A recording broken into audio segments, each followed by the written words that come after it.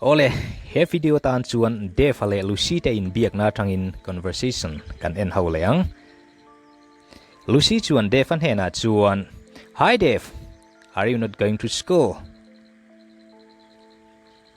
"Hi Dave, school kal don lo ami," ti in Lucy chuan an zot nui vara. Dave chuan, "Yes, we are planning to go for a picnic." "Oh, picnic akal kan tuma," ti in halo changa. Lucy chuan, "It's very bad. Exam is going to be held on next month." Avat halo ve thale lok kan exam ani to sia tin halo chang vin hlara.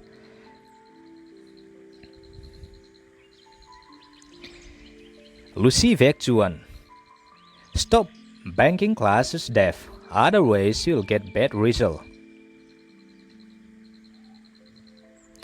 Class tlan bau hi ching to lo te Dave ani lo chuan I result ha chevio mayang antia. Dave chuan, "Don't worry, I know very well how to handle it." Lungai su heng the chu ka buai pui ne so alom alo tia.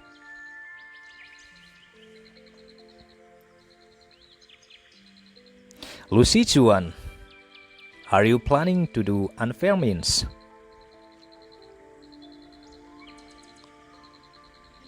Enton diklo takati itu mamia tin halo changa. Dave chuan, "Only this time. I don't have any choices now." Tun chi ani mai du than tur tuna chuan kanei ri si lawa tin halo changa.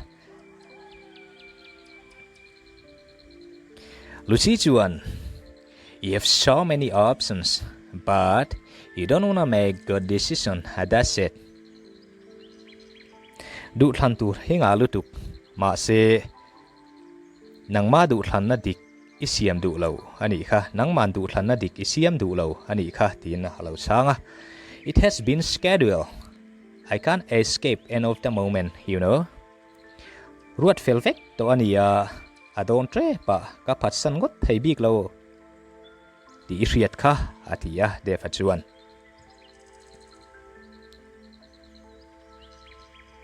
Lucy chuan, "It's up to you, but if your parents ask me, I'll not hide anything." Itu tu alom inule ipan Mizo tani chuan eng ma ka zep don lawania. Lucy chuan hatia. Dave chuan, "Don't worry, they won't ask you."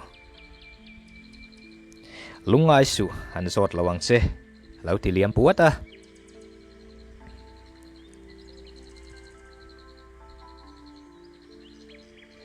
Lucy chuan, "I hope so, but this is the wrong decision. You have to consider it once again."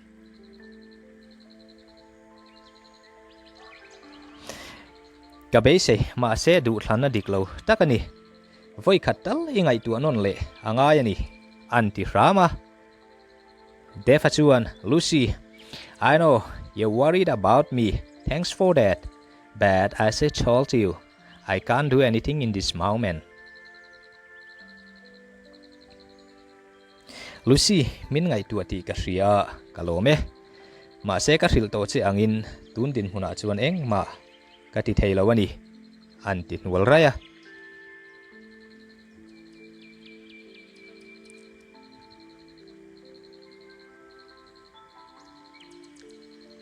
Lucy chuan, "Okay, I'm done. Go and enjoy with your lovely friends. There's no point to tell you a good things." Lucy chuan ram makin, "Ole, kadu to ke. I thian ngai nat em te bula chuan hlim takin va omro. Thil thasoi hi itan omsia omlawani hi." Ati ram maka. Dave chuan, "Stop telling me that. You're gonna ruin my mood as well." Tiang khan min sil to lo te kaum te po hiti ni wam lo vek don kamu titi off vek don antia. "Don't raise your voice. I just caring about you. That's it. Don't be regret later, okay?" Lucy chuan thin rim vin takin yoki san reng suo ka ngai tu awang chau che ani hi nakina in chir mi suang che hriam an ti vin lara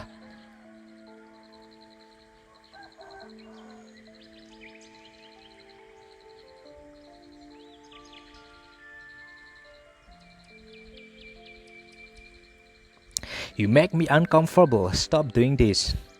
Defa chuan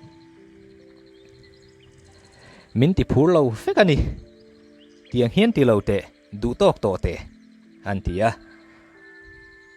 I have told you so many times a good things always give you satisfaction. So if you would like to spend your life happily, then you should do the right thing. That's it. Lucy chuan ram makin foi tam takaril to che thil tha chuan limna tluan tling ape fawang che chuan I hring nun hlim takaman hi du chuan thil dik chia ti la chu chia chuan ni mai alo ti ram maka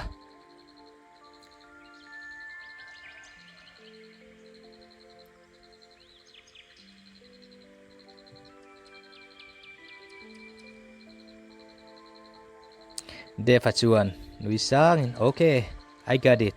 I'll remember this. Ole ka hria kalau hrerengange antia Lucy chuan do the right thing, learn and grow, be the best. Otherwise you'll never reach your goal. Lucy chuan du sak takin thil dik tila zirla ma son la chuan athaber hi ni mayang ani lo chuan I tumram I thleng thei ngai lawang alo tia he video ina min zirtir tum chu do the right thing, learn and grow, be the best. Mo thil dik kan tinga kan ziranga kan thanga athaber kan ni don ani chu. Thanks for watching.